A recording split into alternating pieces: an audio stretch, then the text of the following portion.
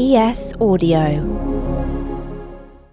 From the Evening Standard in London, I'm John Weeks, and this is The Leader. £8.2 billion. That's how much energy firm Shell has earned in just the 3 months to the end of September this year. That's more than double what the company made in the same period last year. And so far in 2022, it's given shareholders just over £22 billion. That's as millions of people across the UK are preparing to limit their spending on food and energy just to get through the winter, in part because of inflation and soaring energy bills. The price hikes have prompted calls for a bigger windfall tax on the gas and oil giants, something Shell's own CEO, Ben van Beurden, called for earlier this month.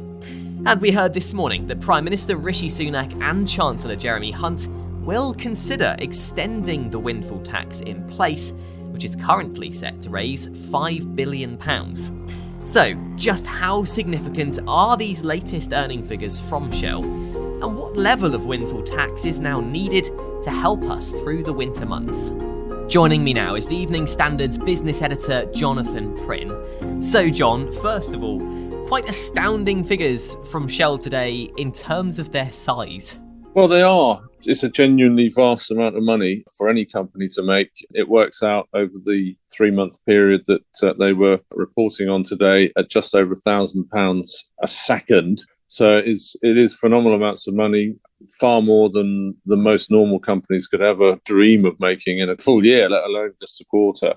It's actually the second biggest quarterly profit they've ever made. So yeah, it's phenomenal numbers. And is it based on purely the gas prices going up and them profiting from that whole scenario, or is it to do with any other factors as well? Yeah, I mean, the biggest favourable factor at the moment is the fact that they're able to sell their product, which is in essence energy in the form of crude oil and gas, at a far higher price than in previous years. I mean, we all know what's happening to the price of gas in particular. Oil was very high earlier in the year as well, has come back a little bit since then, and gas is off a little bit as well now. But during the period that we're talking about, the June to September quarter, crude oil and gas prices were at phenomenally high historic levels for the very obvious reasons, the disruption to supply caused by Russia's invasion of Ukraine.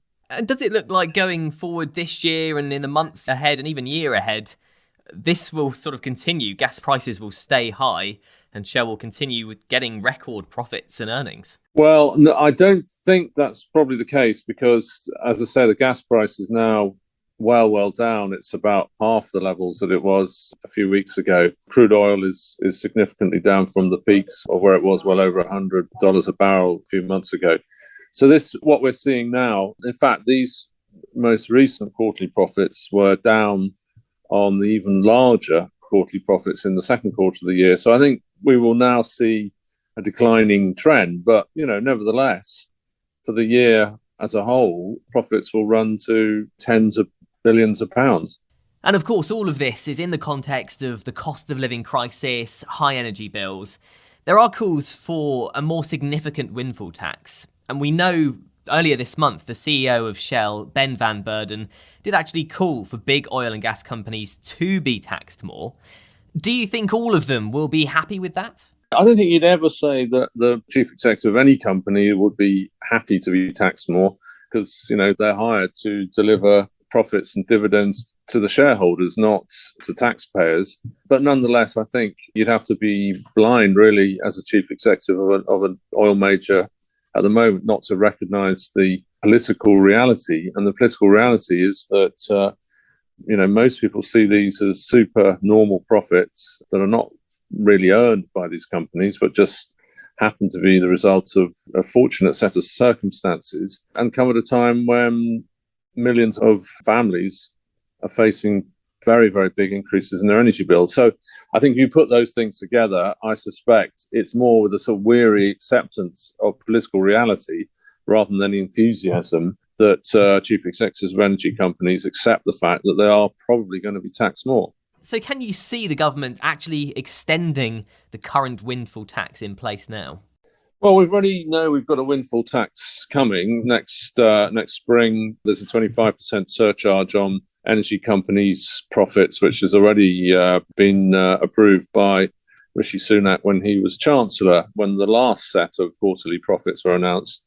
So the question is now, does the government increase that surcharge or indeed announce another tax? I think what they're likely to do is look at that surcharge and consider increasing it to a higher percentage of oil and gas company profits. But Rishi Sunak has said all along that he's philosophically opposed to windfall taxes on profits. But the political reality means he's probably not going to have any wiggle room on this. And I think there's a very high chance that they will increase this surcharge from the current proposed level of 25%.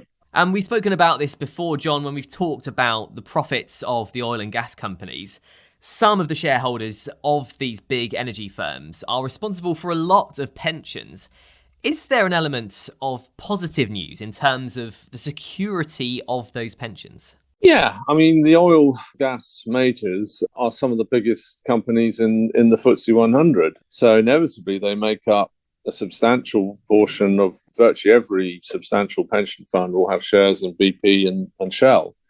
So, yeah, anything that boosts their share price feeds through to the pension funds of millions and millions of pension fund holders throughout the country. So it isn't a one-way bet. Every time you bash the energy companies, you are potentially bashing pension funds as well. So, yeah, I think it's a line that policymakers have to tread relatively carefully, I think. And are there any other industries in the UK which could be in line for a windfall tax going forward as well? We've had the major high street banks announce their third quarter profits this week as well. And they've all been pretty substantial, not quite in the same scale of the oil majors, but nevertheless running to many billions of pounds each. And I think there is a little bit of a political head of steam as well, looking at possible windfall tax on the bank's profits, because there's a feeling that they're profiting from the huge gap between lending and saving rates at the moment, which has boosted their profit margins. So I don't think the government will go that way, but I think you will see voices calling for a windfall tax on the banks, which is not without precedent. It was done by Margaret Thatcher back in the early 80s. So we'll see. My gut feeling is that it won't happen, but I think there will be pressure. Let's take a break now. In part 2, founder of Uplift UK, Tessa Khan, explains just how crucial a windfall tax extension could be. I mean, there is no shortage of reasons for people to be really stressed out about how they're going to pay for their energy, how they're going to keep food on the table.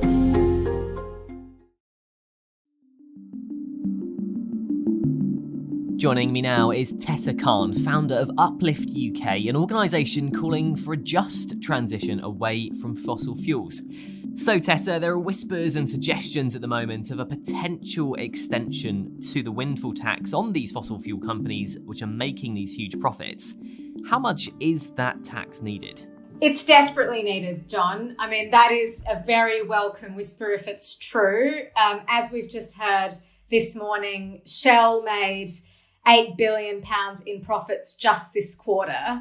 And the government has admitted that we are in an economic crisis, even with the energy bill support that it's providing people until April next year. About 7 million households are still expected to be in fuel poverty in the UK this winter. So we desperately need more support for households. And there is no easier choice available to the government right now than to increase the tax that oil and gas companies who are enjoying record profits pay.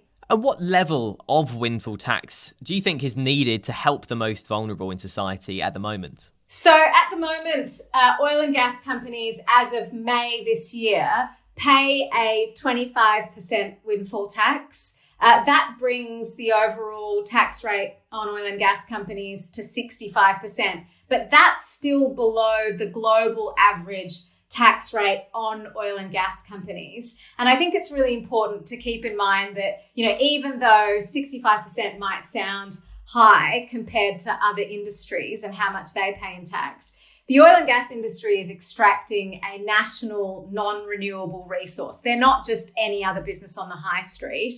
And at the moment, they are making eye-watering profits. So the most most relevant comparison is with how much oil and gas companies pay in tax in other countries. And if you take, for example, Norway, which is another country that has a North Sea oil and gas industry, Norway in normal times taxes its companies at 78%. So we could go much higher, and that would bring in many billions, tens of billions of pounds more in annually in terms of revenue that the government could then use to support families. When you put it that way, it sounds like quite a realistic prospect. You know, these other countries are taxing companies at a higher rate. Do you think it's something that this sort of New Look government, Rishi Sunak's government, will take on? Well, I really hope so, because it was Rishi Sunak as Chancellor who introduced the initial windfall tax in May, albeit that windfall tax has a massive loophole built into it that means that the government is giving away billions of pounds in tax that it could otherwise raise. But what I really hope is that Rishi Sunak listens, not just to people like us and to people who are advocating on behalf of all of the individuals and families who live in fuel poverty, who desperately want more tax to be imposed on these companies, but that he listens to the CEOs of oil and gas companies themselves. I mean, Ben van Beurden, the Shell CEO, in the last couple of months has gone on the record to say that they should be taxed more. The Equinor CEO, Equinor is another big oil and gas producer in the UK. They've also asked to be taxed more, and they realise that it's morally indefensible to continue to allow oil and gas companies to make record profits off the back of exactly the same economic forces that are pushing people across the country into despair. So I can only hope that Rishi Sunak sees that there's actually no opposition from the industry, certainly not the public who are in favour of a windfall tax, and that he does the right thing and introduces a proper windfall tax. And we know this month the CEO of Shell, Ben van Beurden, was actually asking governments to impose a windfall tax on big corporations. Does that sort of thing give you a boost? Yeah, definitely. I mean, I think it shows how indefensible the current position is not to tax oil and gas companies more if the CEOs of oil and gas companies themselves recognise that when you're in a social and economic crisis as serious as the one that the UK is currently in, the obvious thing to do is to tax companies that are making an absolute killing. So there's no excuse really for the Chancellor and for Rishi Sunak as PM to not take advantage of that. That money is on the table. The government keeps talking about the big hole in the budget that it needs to fill, and there is no more obvious a choice. This isn't a difficult choice. It is the lowest of all low-hanging fruit, I would say. And in your role at Uplift, Tessa, do you have conversations with the people that are most likely to struggle, certainly now, but, going into the winter as well? What do those people say to you? Well, yeah, we're part of a coalition of organisations called Warm This Winter, who do have, a number of organisations that work directly with people who are living in fuel poverty. And people are still incredibly anxious. As I said, 7 million households in the UK will still struggle to pay their energy bills this winter, even with the energy price cap that's been introduced. And now, of course, we've heard that support will no longer be available after April. Gas prices are projected to stay exceptionally high until at least 2025. I mean, there is no shortage of reasons for people to be really stressed out about how they're going to pay for their energy, how they're going to keep food on the table, how they're going to pay for other bills at the same time. And, they are really, really worried and desperately asking the government for more assistance. Obviously, Uplift UK is calling for a move away from fossil fuels. And we know that the likes of Shell and BP have said, they're looking at moving in that direction and trying to boost other ways of generating power. But what more can be done to speed up the process, in your opinion, Tessa? Yeah, well, I think the first thing to say is, we should stop looking to oil and gas companies to be the ones that drive the renewable energy transition. Most oil and gas companies in the UK don't invest anything in renewable energy in the UK. That renewable energy revolution is being driven by the renewable energy companies, unsurprisingly. So, let's not look to the oil and gas company to be the saviours here. What the government needs to do, though, to make sure that we take full advantage of the substantial, incredibly affordable renewable energy resources we have in the UK is to do things like unblock the existing moratorium on solar that currently exists, on solar generation onshore. Rishi Sunak has indicated that he's going to keep a moratorium, which is a ban effectively on onshore wind. I mean, those are crazy decisions to make when those sources of energy are currently 9 times cheaper than gas.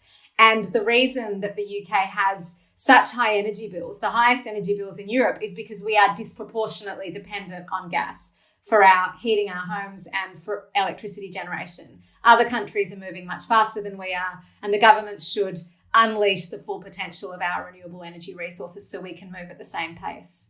And just from your role, Tessa, can you give us an idea of what the situation is like at the moment when it comes to renewable energy in the UK? Yeah, look, I mean, the first thing to say is that the UK has some of the best renewable resources in Europe in terms of the wind resources we have, particularly in the North Sea. We've got massive offshore wind capacity. We've also got a lot of capacity onshore as well. But the problem at the moment is that, as I said, the government's effectively banned both onshore wind and solar. So, the first thing they need to do is lift those bans. But definitely, I think people recognise that increasing our generation of wind and solar in the UK is not only the way that we make sure that we are competitive internationally in terms of the growth of renewables industries, it will lower our energy bills as well because those sources of energy are so cheap, but they're also the way that we are going to stay on top of keeping ourselves within a livable climate. I mean, we've just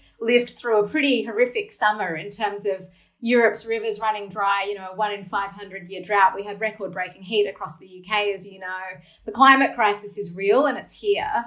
And so, we've got to take advantage of the fact that the solutions to both climate change and to energy affordability and security are the same, and they are renewable energy. There's more news, interviews and analysis in the Evening Standard newspaper and at standard.co.uk. That's The Leader. Thanks for listening. We're back tomorrow afternoon at 4 o'clock.